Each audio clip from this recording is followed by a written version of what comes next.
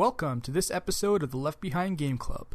This week, we continue our Hitman series and fly all the way over to Bangkok. If you're checking us out for the first time and you haven't watched any of our previous episodes, jump on over to iTunes and subscribe to us. That way you can check out each new episode as soon as it drops. Now, this week, we had a huge surprise. Jacob McCourt actually scored some points. I have a score this game. You have a score this game? I have a score that's not zero. Oh, Jacob, I did not check the leaderboards. Yeah. Maybe you're ahead of me. Yeah, well, I figured after 3 episodes of being a disgusting brat, I figured I would actually try and play this game as it's meant to be played. You're listening to the Left Behind Game Club.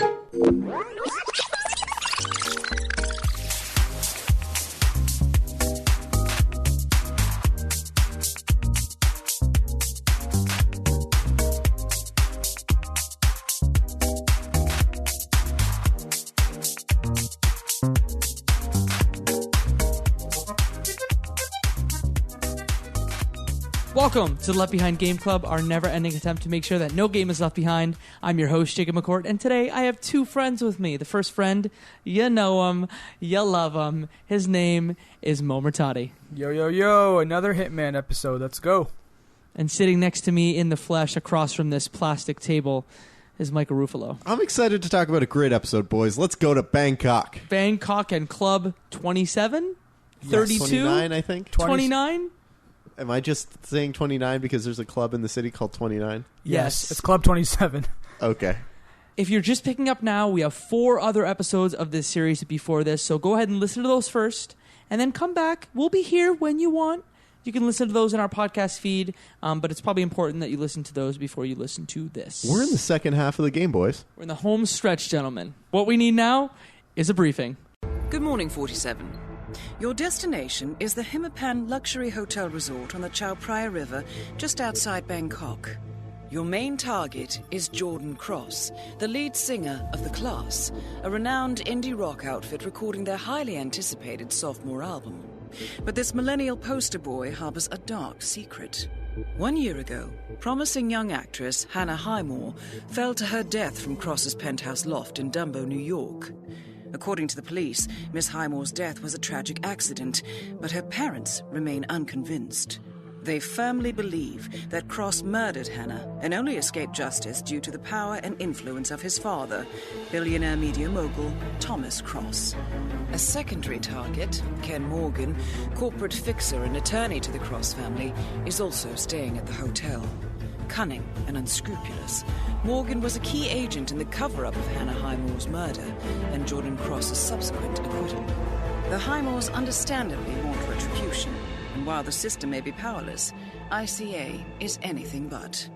I will leave you to prepare. So a murder cover-up, a corporate fixer, an album coming out, and this is the setting for this episode of Hitman. Let's kill a spoiled brat, boys. Yeah, let's kill a Jared Leto lookalike, and also Richard Branson's kid, and a lawyer. Let's do that. Doesn't he look like Richard Branson, the dad? He does. Kinda. I think they kind of play on that, like the rich billionaire look. They might have touched a little bit of the design from him, but I think it was all maybe coincidental as well. Yeah, and Jordan Cross is very Jared Leto-esque, eh? Very much, very Jared Leto. Very, 30 Seconds to Mars. Yeah, I'm still thinking Jared Leto. I'm like, that guy that played the Joker that no one liked. Yeah. Yeah, Jared Leto. I kind of feel bad for the lawyer. He was a part of like this cover-up, but at the end of the day, he's essentially just a good lawyer, and he's kind of part of this whole entire hit. Anyone else have any opinions on this? You make a very good point, Mo. I did not think about it in the moment when I was killing Ken the Bulldog Morgan, but you make a compelling point. He was doing his job. He was part of the system and a necessary force. Bad man gonna get that work. That's all I have to say. Man, there's a lot of bad men that need to get a lot of work. Why? I don't know why he's any special. I guess he was just... I think what Mo and I are just saying is like, let's prioritize the people who need to get work done. Right. My conscience is telling me no. But my body is telling me yes. Thanks for finishing it. Should we get started? Do you want me to go with my playthrough? First, I think let's just touch on like what are your general impressions of this mission, boys? Loved it. The hotel area was fantastic. Mo, did you feel the same way? Yeah, multi-dimensional. This is kind of like where different types of environments were put together well because it kind of made sense. You're in a gigantic complex with multiple stories, multiple levels, different environments, and it kind of all comes together. It made sense. It made sense. And the aesthetic is fantastic. Like, Thailand just looks amazing. Mm-hmm. There's a greenhouse on the top floor. Yes. They've created a recording studio out of one of the entire floors, and Jordan Cross's team has taken over this hotel. You know, there's beautiful vistas as you look out into the water, and there are gondolas. And then you can just go into the dirty kitchen and housekeeping area. It's great. Yes. And I love the different dialogue things that you hear throughout the hotel. You hear the frat boy party kid, spoiled rich kid, who's clearly there as part of the entourage of Jordan Cross. You hear the rich American, the rich people on vacation who are doing yoga and just I can't believe that this is not absolutely perfect, or can you believe that they didn't have this? And all of the dialogue throughout, I think, is fantastic. It's fun. It's quippy. I love the environment that they set up for Thailand. Mm-hmm. So who should start this one out? I have a score this game. You have a score this game? I have a score that's not 0. Oh, Jacob, I did not check the leaderboards. Yeah. Maybe you're ahead of me. Yeah, well, I figured after 3 episodes of being a disgusting brat, I figured I would actually try and play this game as it's meant to be played. Gotcha. Oh, Well, hey. Mo, do you have a score on this one? Yes, I do. I have a score. I've gotten scores before, but I think this one's the first one where I said I'm going to try to unleash my full-fledged Mike Ruffolo and try not to kill anyone but the target and try my best at this game. This is the first time where I flipped that switch and I said, let's go. Let's see what we can do. Let's do it, baby boo. Okay. Should we reveal our scores to figure out the order in which we discuss? Yes. What was your score, Jacob? My score was 23,529. Hey, I give you props. That's not 0. That's a well above 0. Greater than 0. That's a non-zero number. Yeah. Mo, do you remember what your star rating was? I think it was 1. Okay. 1 or 0. It might have even been no stars. Okay, so I know because I know I had more than 20,000 for sure, and I had 2 stars. Okay. Okay. Mike, I had 3 stars, and I got roughly 90,000. 91,499. I think I was floating in That's the 40s. what I got. Is what I can kind of remember off the top of my head. Jacob, do you want to kick us off? I think that I do have to. So I poked around for a bit. I've decided that, you have to play this game by learning and by poking around and trying to get as many opportunities as possible. And saving and restarting and saving and reloading and saving and reloading. Yeah, but you enjoy the lush environment. Yes. You take in the sights. You talk to people. You blend in everywhere you go. Yeah, that, and you call people to your room for her room service. Okay, so I think you're starting to unravel how you committed these atrocities. Yeah, did you guys also do this? Is that how you know? That's not what I did, though. Okay. I mean, I saw all of the notes. There were some fantastic notes left throughout the whole game on different clipboards talking about where room service was supposed to go and whether it got there or not and what preferences people had. Oh, wow. It was great. I learned a lot about Dee Dee and all the other people who were there. Okay, I think you may be misunderstanding me because I called room service to my room. Oh. Yeah. Interesting. I'm very excited right now. Can I tell you what I did? Yes, tell me. I don't think I knew Why are you about calling that room this service? There's existed. 2 targets. Take them down, man. Stop eating. But I need a snack. Agent 47 is a hungry man. He's a man that needs to be fed murder and sandwiches. So I wanted a sandwich. So what I did is I used the phone in my room to call for room service, and a male and a female hotel staffer comes in, and what's cool is I tried it multiple times, and he has different lines. He's like, "My bed isn't made," or "There are no towels." So they come into my room, and the room that you have is separated into 3 separate rooms: the bathroom, the bedroom, and then the main room. So one of the hotel staff stay in the main room close to the door, and then one of them goes into your bedroom to do things, to be murdered. So I took out the one near the door, and then the one inside the hotel or inside your room is like, "Hey, what are you doing?" And you just have to run over there and just smack him in the face. So that's what I did. I just left them in my room, took the male's hotel staff's uniform, and walked right out. Because they don't go into your room. Oh, man. Like, bodies are found, for sure. Yes. But, like, I don't care. I just laid them on the floor. Okay, maybe There's this nowhere to reveals put them something. in your bedroom. Maybe this reveals something about me that I was not, maybe, yeah. Boys, did you specifically only knock out people who are male to take their outfits? Yes. Mo? I think so. I swear to you that on this level, I knocked out a female servant person and wore their outfit. Did it reskin to a male's? I think it just looked like a male's. Okay. But it's only now. I've never specifically tried to go after a female. I don't think I tried either, but I do remember. Anyways, we'll get into my cross-dressing, I guess. I think it's because me and Jacob were raised right, and we weren't striking females, yes, whether in the game or in real life. Yeah. I think that's what happened. Except for the bad females, like the evil ones. Yeah, we like Jordan Cross's manager. Yeah. Oh.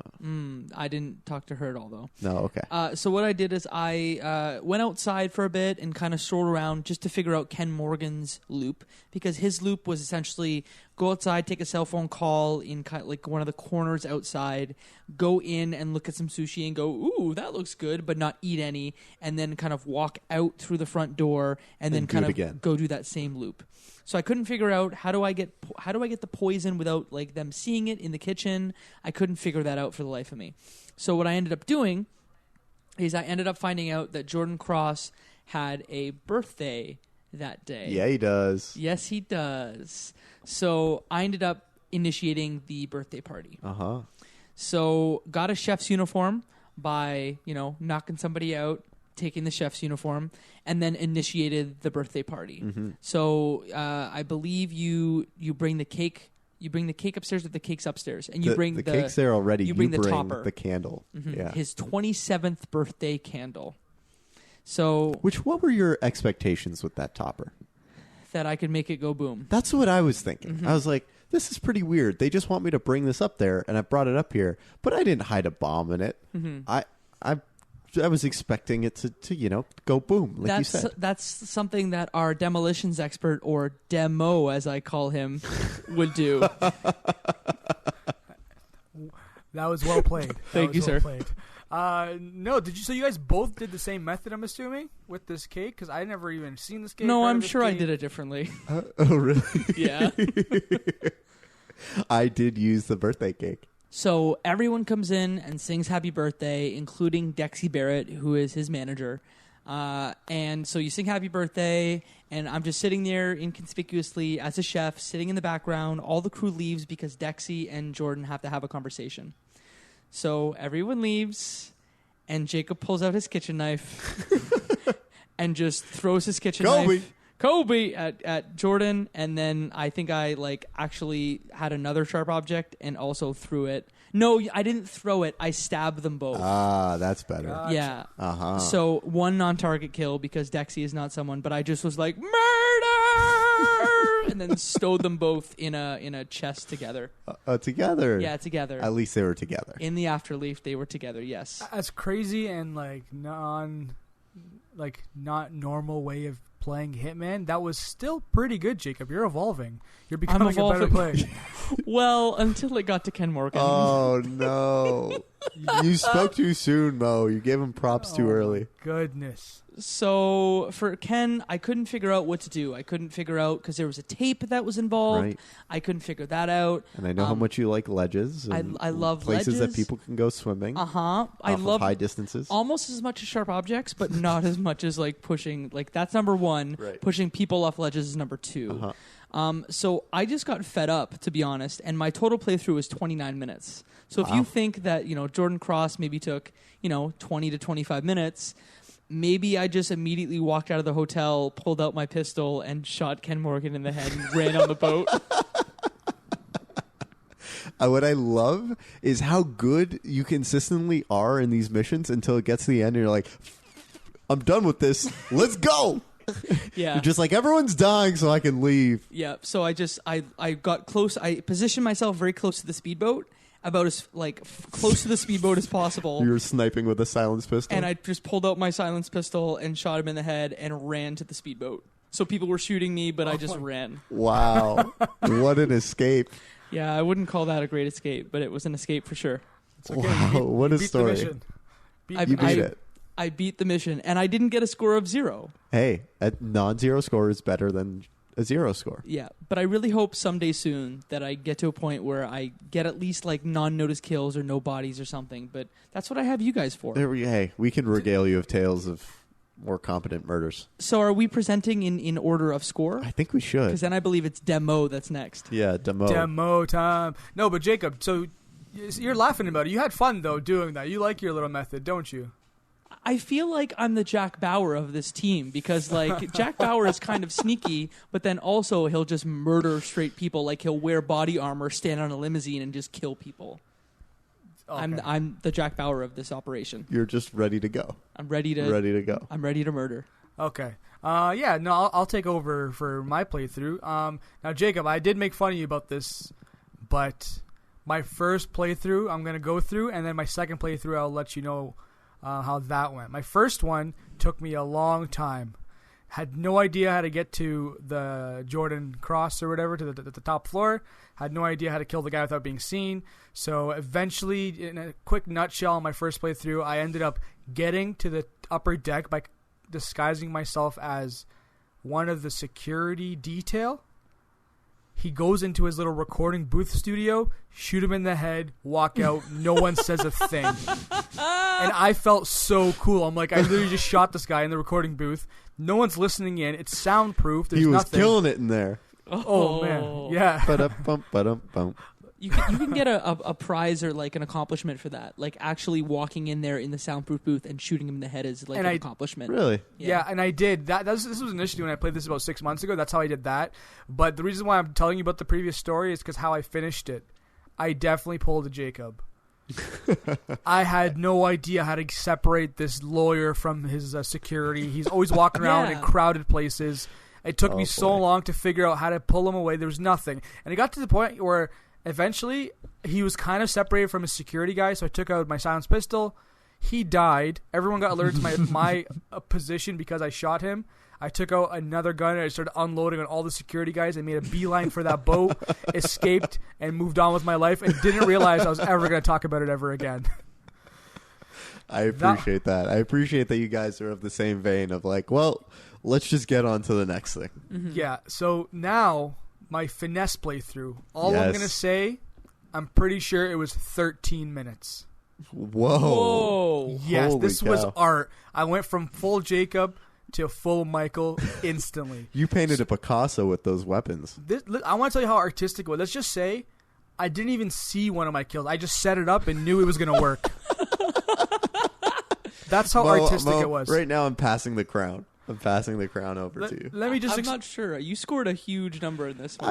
I mean, it sounds like Mo did a fantastic job. Artisanal kill comes. Yeah, so artisanal, handcrafted murders. This one, my kill on the lawyer was pure art. So initially, because I already played this game ahead of time, it gave me an additional starting point and uniform that I could start with.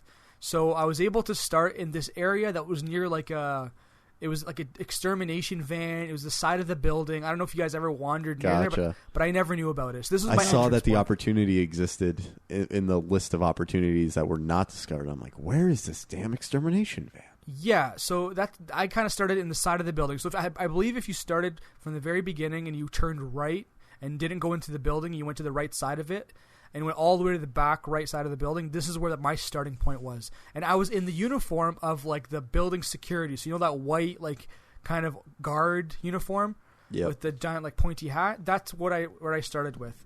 So as soon as I'm walking around when I spawn like this guy, no one's giving me batting an eye because I'm a security guy. No one cares what I'm doing. And I overhear this guy who's trying to fix his tuk-tuk. You know those three-wheeled cars that have the one wheel in the front, two wheels in the back? Mm-hmm. So he's fixing it, and it's not turning on. He's wondering what the heck's going on. And then I overhear the conversation saying, hey, like the lawyer guy, he agreed to buy this tuk-tuk for me as long as it's working, and I can't seem to work it. So the mission says, hey, find a wrench and see if you can like fix this thing. So because I'm in a security uniform, I walk into the like basement of the hotel, and I kind of keep patrolling, and I try to look for the wrench. Eventually, I find one pretty close by, and I'm able to use it.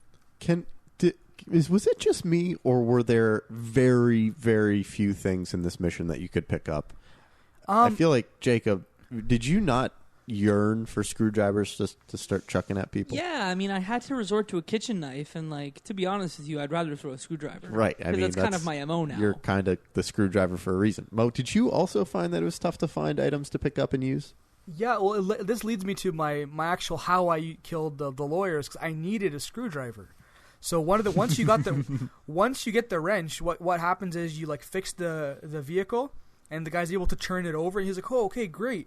This thing is turning over. I'm gonna go get the guy." So he runs over it all the way across the entire hotel, grabs a lawyer. The lawyer comes down, turns on the thing. He's like, "Wow, this is great. I'll definitely buy it."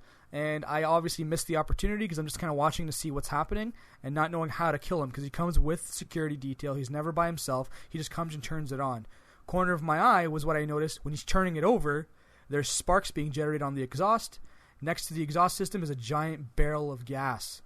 So I restart the opportunity and I walk up to the barrel of gas, and there's a thing saying, "Hey, puncture a hole into this gas tank. That way it leaks underneath the exhaust, and when he turns it over, he'll just blow up." Mm-hmm. So one thing I want to mention is when he finally turns over the car for the first time, this is the guy that's selling the vehicle. It took him maybe 5 minutes to go find the guy and bring him over. So there's that whole lead time.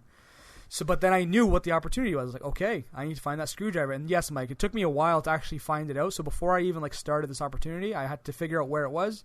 That way, when I started the mission, I can find the screwdriver and kind of get this going. So, found the wrench, turned it on, punctured the hole. As soon as I punctured the hole, the guy started walking towards the lawyer, and I knew the mission was accomplished because as soon as he comes and turns this over, boom goes the dynamite. We got another person. So wow. I set that one up. Yeah. I set that one up, and as soon as I turned it over, I started on my next objective because I knew that one was taken care of. So, and you didn't want to be anywhere near it when it exploded. Exactly. So I left it, and as I was walking, I noticed there was a Jordan Cross security guy wearing all black, kind of walking around and drinking a water bottle. So on my adventures, when I was looking for a screwdriver, I was able to find rat poison. When I rat poisoned his water bottle, the guy drank it, and you know what happens? The guy kind of has stomach problems and wants to go puke. As he's going to puke, though, he didn't go to a bathroom. He walked immediately into this security hut with a bunch of security guys, and he's just puking in a garbage bin. I'm like, okay, well, this doesn't help.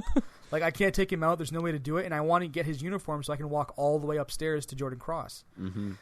So I kind of retrack my steps. I do the saving again. I load the game back up, and I see as he's walking to the security hut, there's one little opportunity where no one is in sight of him as he's walking down the alleyway to the security hut. So as he's walking there, I choke him out. He falls over, grab his uniform. He doesn't die, but he's knocked out or whatever. I grab his uniform, and I literally trot myself all the way upstairs to Jordan Cross's recording session, looking for him. And eventually he's kind of just hanging out in the very top floor, not in the recording studio, just walking around. I'm like, okay, well, let's figure out what path he's going to take. Let's see what we're going to do. While I'm figuring this out, boom, the other guy dies. All the way downstairs, the guy that I set up, the lawyer. Wow, Ken. Yeah, Kenny boy. He's dead, and the suspicious thing comes up, and it's unnoticed kill, perfect, blah, blah, blah. Yes. All that stuff. And when that happens, everyone's worried because there's an explosion. So they kind of kick Jordan Cross into this room by himself. And I'm like, okay, well, I have to somehow get there. And as I'm walking to see where he was being kept, I'm like, he's literally by himself. And I'm wearing the security uniform. So I literally walk into the room, punch him square in the face. Without even he gets kind of quickly alerted, but I punch him square in the face, and then you know how you do the follow up punch in the gut or whatever. Yep. And he falls down. Yeah. So when he falls down, I snap his neck, and I walk out the front door, and I escape the complex. Nice. Bam. Impressive. 2 victims. Yeah, Man, that's what. wow. There was nothing was. No one else was killed. The only other person that was knocked out was the Mad props. The one security guy. Bam. Roofie. Mad props. Take over. Y'all are stepping up your games. Hey, boys, we're getting there. We're all becoming handcraft killers. Mm-hmm. Artisanal murders. Yeah. But I'm not gonna lie. Again, it felt. Yeah, no, it felt. I can't emphasize it enough, but it felt so good knowing that you set up the pieces for this guy to die with that little turning over of the vehicle. Yep. As soon as I punctured the thing, I walked away. 5 minutes later, task was done, and you just knew everything was set up and it was perfect. Yes. It's probably my favorite kill. That's exactly why I spend as much time as I do setting up these elaborate murders that are supposed to be very like cinematic or according to, you know, the narrative of the game, because I feel so cheap when I just like pull out my pistol and pop someone in the head and then walk away. Because that's not what the designers intended Exactly. at all. Yeah. They want you to have these interesting little stories. Yeah, play in your playground, right? Exactly. So you saved the best for last, I think. I mean, Moe's is pretty fantastic. But I did have a pretty good playthrough of this. You know, Travis, former guest host, accompanied me while I was playing through it on Twitch. You can go find the VOD at twitch.com/RuffoloM. And so this is how I did it. And I followed my typical method of loading up the game, walking around, finding as many opportunities as I can, getting as much intel as I can, and then executing. And so I loaded up the mission. You're given a very beautiful cinematic view of this hotel and the waters of Bangkok. And I end up walking around, and right ahead of you, if you walk up the stairs and take a small left, a bunch of the entourage from Jordan Cross, and they're talking about this microphone that's coming in. And it's a special microphone because it was discontinued and recalled. Despite its amazing sound, it very easily overloads. Mm-hmm. I'm like, okay, this is one of the things that I can do. And shocks people and kills them, right? And kills them, yes. Yeah. And also, just to note, it's Jordan Cross's birthday. We've talked about that, and he's turning 27. And what happens on every rock star's 27th birthday? They die. They die. Most of them die. John Lennon? John Lennon, Kurt Cobain, Jimi Hendrix, many of the best, many of the greats. And so I was like, okay, that's one of the ways I can do it. And then I'm like, but let me make sure I've got all of the outside covered. And I end up going to the right. And what do you know? Ken the Bulldog Morgan is taking a little stroll with his bodyguard. I'm like, okay, well, hey, this is not a bad idea to maybe get this guy out of the way early. And so I overhear his conversations, and I'm like, okay, he's not going anywhere. He's just going to continue to wander outside. That's fantastic. So I walk inside. I end up picking up more intel. Okay, one of the drummers of Jordan Cross's band, or the drummer, is left.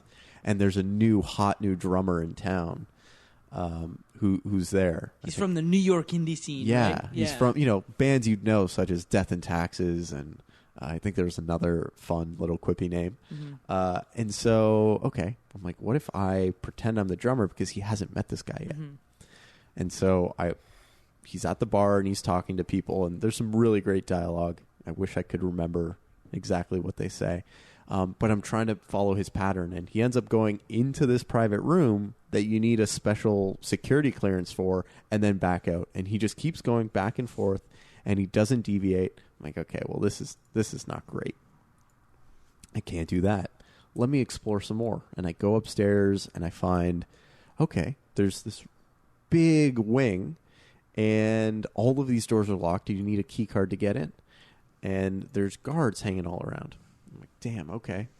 Well, I find some intel on a little cart, and I realize, one of the guests who's in one of these rooms is coming by, and he's going to walk in. So I'm casually hanging around his door. I'm like, I'm going to take this guy's outfit because I think he's part of the Jordan's crew. If not, he's a guest, right? If I wear, his guest clothes, I'll be able to get into places. He's also got a key because he's able to get into this room. Maybe I'll be able to get his key and get into other places. Wow. So I end up hanging out by the door, and the second he opens them and starts walking in, I walk up behind him, I put him to sleep, and I tuck him into his bathtub because there's no place to hide him in this room. There's nothing to pick up, and I'm like, damn, okay, this is not good.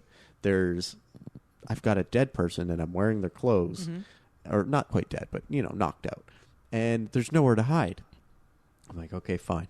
I figure, okay, I need a different outfit because there's no key card here. So I overflow the taps, and I wait for one of the servants to come by, and the servant comes in and undoes the taps, and I knock him out. put him to sleep right next to the house guest. And so if the manager comes by, there are some questions to be had, and it's not why are you both knocked out? It's what are you doing together naked?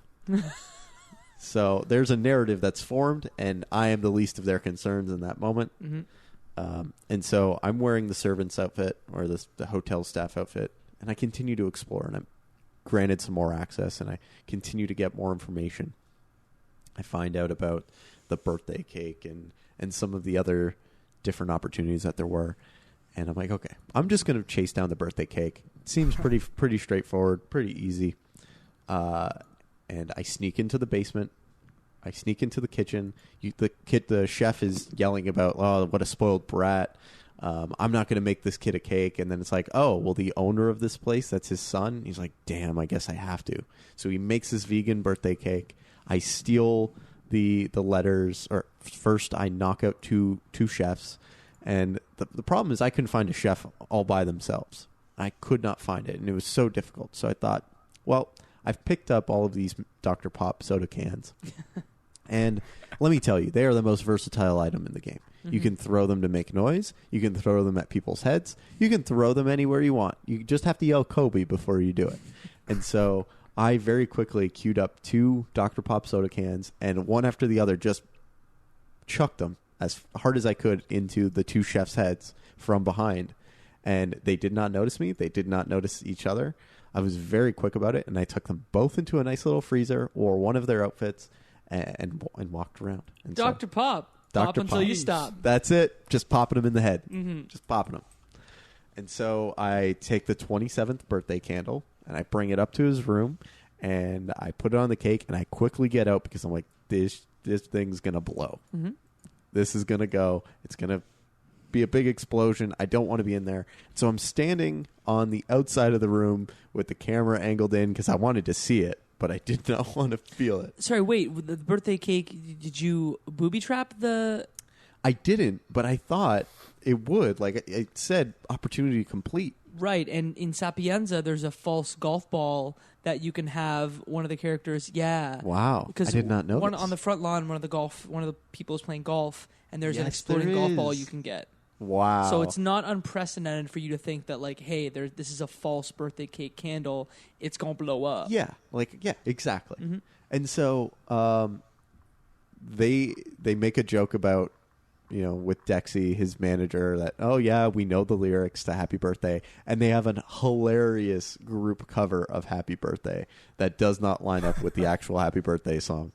And Jordan loves it until he finds out that the cake is his father's idea. And then he has a fit and a tantrum.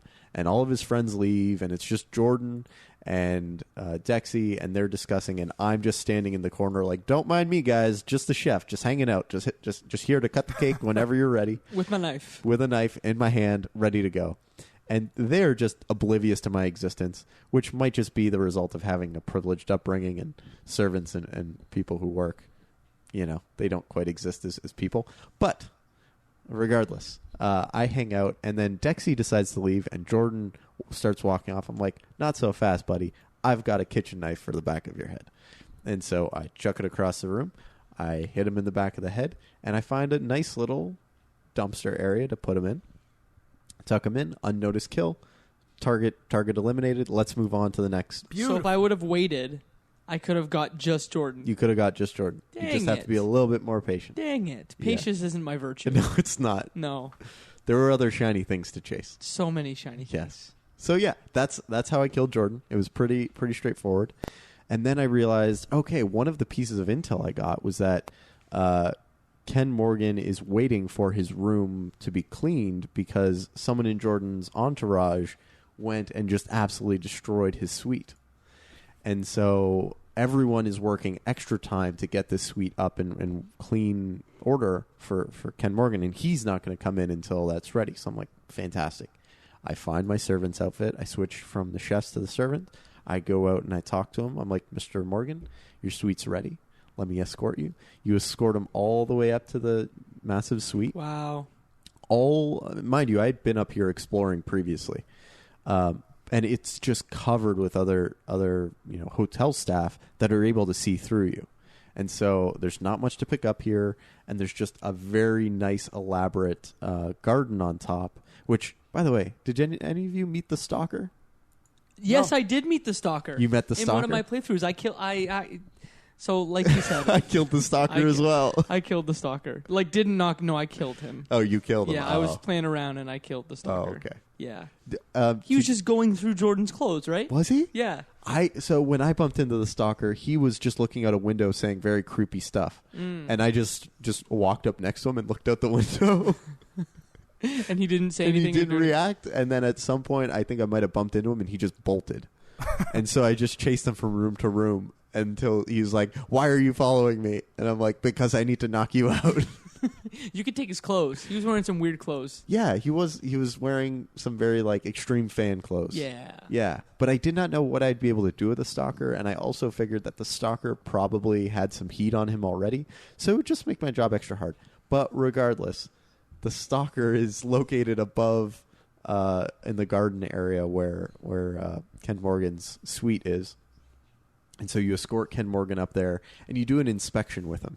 He walks to 3 or 4 different spots, and he says, "There's a stain here," and you have to blend in as the hotel staff and clean up the mess. So the first one is mopping, the next one is wiping off a desk, the third is something in the washroom. Are there other people in the room with you? They all leave for the inspection.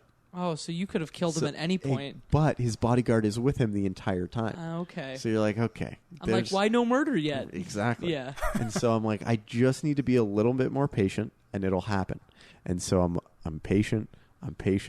I get to the washroom, and he's like, the scene of the crime. And he starts examining the toilet, and his bodyguard says, like, "Oh, this is a time for me to leave. You have fun with your toilet here." And I'm like, well, bodyguard's out of the room. I walk up behind Ken, who's looking down at the toilet. I put the little needle in his back, and then I drag him into the little closet that's right in the washroom, deposit him, unnoticed kill, target eliminated, and I'm just a servant that walks out, hops on a speedboat, and jets away. Wow. You also had the ability just to kind of shove his face into the toilet, did you not? Like, just to kind of drown him? I think you probably did, but, I like gentlemanly kills. Yeah, I think I might try to use that syringe for my next, my mission. Just try to figure out a way to use it. And, the reality is, I could have easily used the, fiber wire, the garrote, I could have killed him with a pistol to the back of the head. Yeah, I was thinking pistol back of the head. Because you get, achievements for that. Not achievements, but, you get score for that. Exactly. XP. And I just, I think it's a much more interesting thing to hit him with a poison syringe and then put him in a closet, and when they find him, they'll just say, I wonder what happened to this guy. He had way too much of the drugs. Exactly. With a needle in his neck. And so that was my playthrough. And artistic. It was, again, no non-target kills. I think I might have been recorded. And I did not find where I needed to destroy it. Yeah, so no notice kills, no bodies, 48 minutes, 91,499. That's it. So you did well. There's definitely room to improve there, but I was happy with my playthrough of it. I think the best part of doing this series with you guys, apart from hearing your murder stories, is realizing how I can get better at the game. And I'm for sure going to go back, in especially the earlier levels, and just try and murder better. I'm glad that you set high and worthwhile goals for yourself. Mm-hmm. We're hopefully going to do better in episode 5 and 6 when we wrap up this game, but I'm going to go back and try to do better. As long as we get better, episode by episode, that's what matters. I got to score this game. Hey, you got a non-zero score. Yeah. Way to go, boys. I'm proud of you. I'm proud of you, too. You know what else I'm proud of? What are you proud of? Our Discord community on... They are fantastic. Yeah. I don't know if what I think one of the things I want to really call attention to is there's a guy in our Discord, Hakam Hak, who pulled together an amazing recreation of my training level mission where I spent a good hour, 2 hours, 3 hours yelling Kobe, throwing crowbars and hammers at guards at the front gate. He did an amazing recreation of it, made a YouTube video, posted in the Discord. We had some big LOLs. So yeah, we have some fantastic people in there who are, talking about the game, sharing some great deals. I would highly, highly, highly recommend, if you like the show, if you like Hitman, that you drop on in and give us a ring. Talk to us about your experiences with Hitman if you're playing along with us, or let us know what you think about our playthroughs and how you think we might be able to improve. Gentlemen, I think that's the show. So, Michael, if the people want to find you on the internet, where can they do so? You can find me streaming the next 2 episodes of Hitman at twitch.com/RuffoloM. You can find me at most social places online at RuffoloM, RUFFOLOM. And you can find me at michaelruffolo.com. Mo. You can find me at murtadi.com or on all social media platforms as murtadi. And just one special shout out, I reviewed this game for Scholarly Gamers, so if you want to check out that review, it's at scholarlygamers.com. But if you want to find me on the internet, you can do so at Jacob McCourt, my personal website, jacobmccourt.com. Fantastic. Michael, what do we say to him? And that, my friends, is one less episode left behind.